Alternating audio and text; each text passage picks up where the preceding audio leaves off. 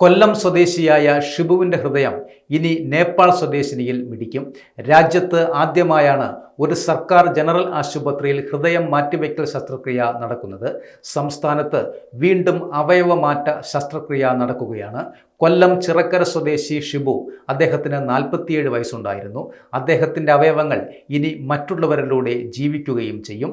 ഷിബുവിൻ്റെ ഹൃദയം 2 വൃക്കകൾ, 2 നേത്രപടലങ്ങൾ, ത്വക്ക് എന്നിവയാണ് ദാനം ചെയ്തിരിക്കുന്നത്. ഷിബുവിൻ്റെ ഹൃദയം തിരുവനന്തപുരം മെഡിക്കൽ കോളേജിൽ നിന്നും എറണാകുളം ജനറൽ ആശുപത്രിയിലേക്ക് കൊണ്ടുപോകും. നേപ്പാൾ സ്വദേശിനി ദുർഗ കാമിക്ക് ഇനി ഷിബുവിൻ്റെ ഹൃദയമിടിക്കും. ദുർഗയ്ക്ക് ഹൃദയഭിത്തികൾക്ക് കനം കൂടുന്ന ഹൈപ്പർ ഹെർഡിക്ടറി കാർഡിയോ മയോപ്പതി രോഗം സ്ഥിരീകരിച്ചിരുന്നു.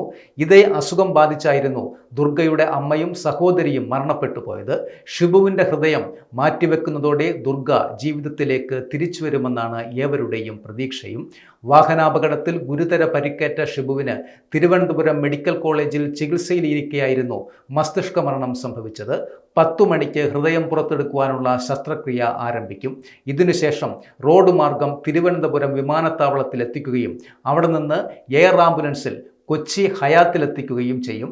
അവിടെ നിന്ന് എറണാകുളം ജനറൽ ആശുപത്രിയിലേക്ക് ആംബുലൻസ് മാർഗം ഹൃദയം എത്തിക്കും. രാജ്യത്ത് ആദ്യമായാണ് ഒരു സർക്കാർ ജനറൽ ആശുപത്രിയിൽ ഹൃദയ മാറ്റിവയ്ക്കൽ ശസ്ത്രക്രിയ നടക്കുന്നത്. അതുമാത്രവുമല്ല, കേരളത്തിൽ ആദ്യമായാണ് ഒരാൾ ത്വക്ക് ദാനം ചെയ്യുന്നതും. നിലവിൽ ത്വക്ക് സ്കിൻ ബാങ്കിൽ സൂക്ഷിക്കുകയും ചെയ്യും.